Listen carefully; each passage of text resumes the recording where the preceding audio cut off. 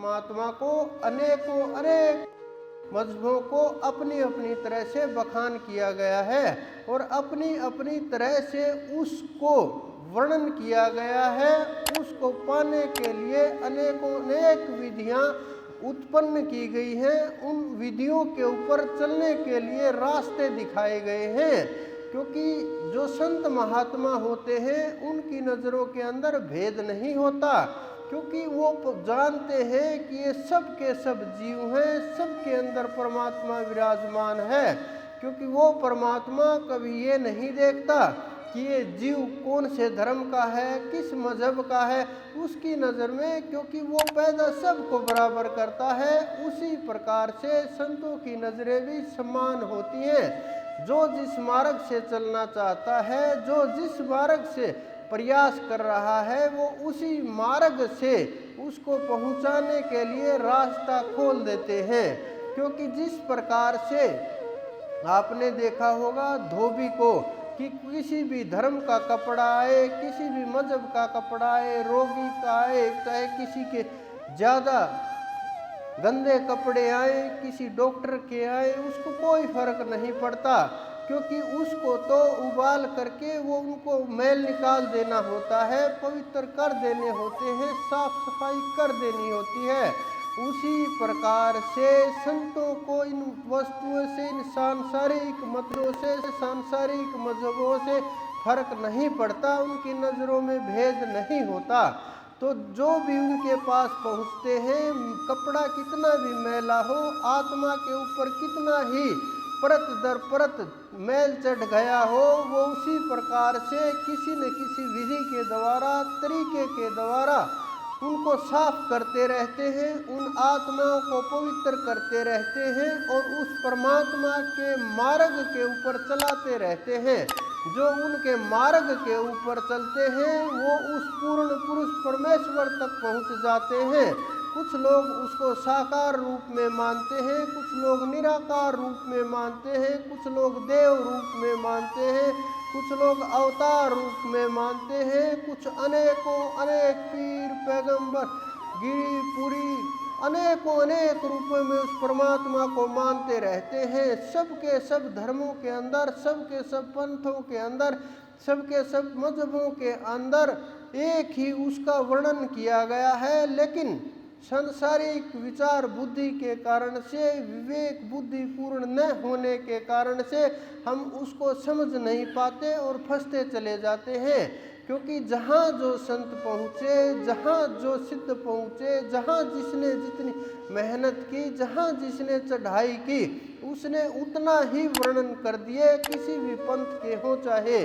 क्योंकि जिसकी जितनी चढ़ाई होती है उसका उतना ही वर्णन हो पाता है। वो अपनी बुद्धि विवेक ज्ञान के अनुसार पुस्तकों में वर्णन करता रहता है, लेकिन पुस्तकों से परमात्मा प्राप्त नहीं होता।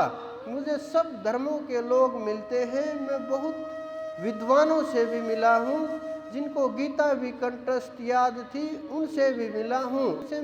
प्रश्न किया, क्या आपको गीता पूरी तरह से याद हो गई? उन्होंने कहा जी बिल्कुल, आप किसी भी आप एक श्लोक बोलिए, मैं पेज नंबर के साथ बता देता हूँ।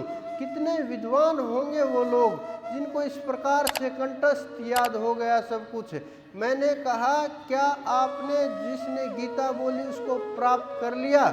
उन्होंने कहा नहीं। मैंने कहा ध्यान किया? वो तो नहीं हो पाया।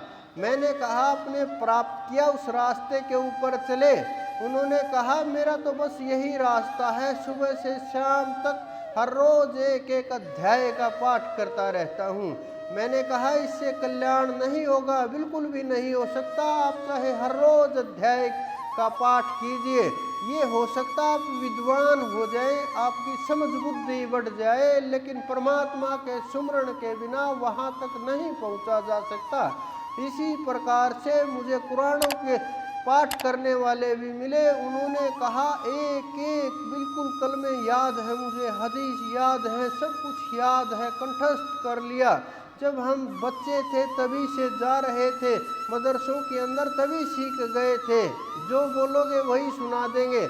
मैंने कहा क्या आपने उस परमपिता को याद करने का कोई तरीका तलाश किया? क्या आपने वहाँ पर पहुँचने की कोशिश की? क्या आपने उस दिव्य नूर की झलक देखी? क्या आपने उस दिव्य नूर को पाया? क्या आपने उसको का दीदार किया? उन्होंने कहा नहीं, ये तो नहीं हो पाया। इसी प्रकार से ग्रंथ साहिब के पाठी को लीजिए, आप पूरी उम्र पाठ करते रहते हैं, पाठ करते रहते हैं, बोलते रहते, एक उठेगा दूसरा शुरू हो जाएगा, दूसरा उठेगा तीसरा शुरू हो जाएगा, और लेकिन आप देखिए क्या वहाँ परमात्मा प्राप्त हो गए? क्या उनको परमपिता के दर्शन हो गए? क्या वो उस सच्चे बादशाह तक पहुँच पाए?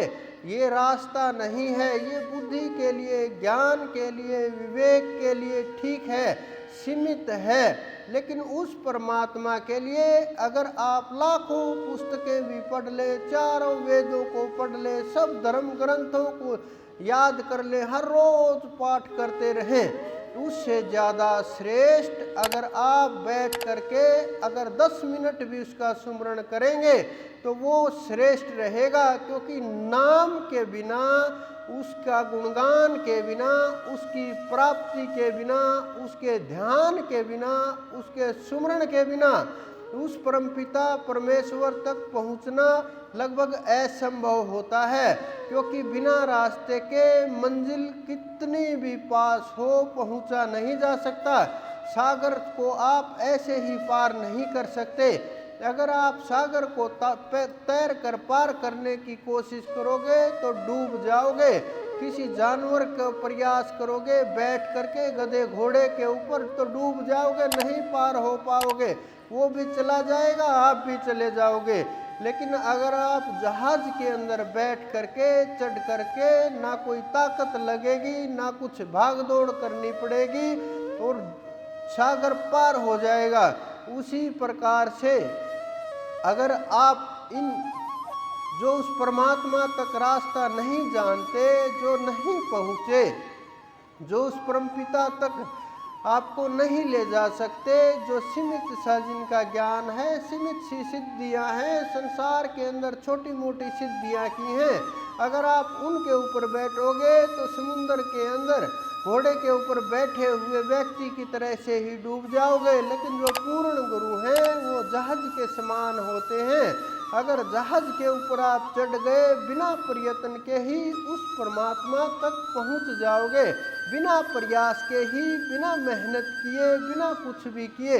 लेकिन हम लोग मेहनत करने से डरते हैं, शरीर का सुख चाहते हैं, मन का सुख चाहते हैं, बोलते तो हैं मानसिक शांति हो जाए, लेकिन मानसिक शांति नहीं चाहिए, बस केवल मात्र कुछ अक्षण के लिए शारीरिक सुख चाहिए।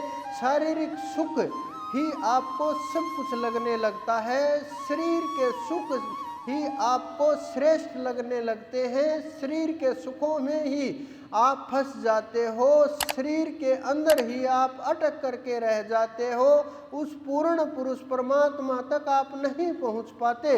क्योंकि शरीर के अंदर जो फंस गए, जितने भी काम के सुख हैं आपको श्रेष्ठ लगने लगेंगे।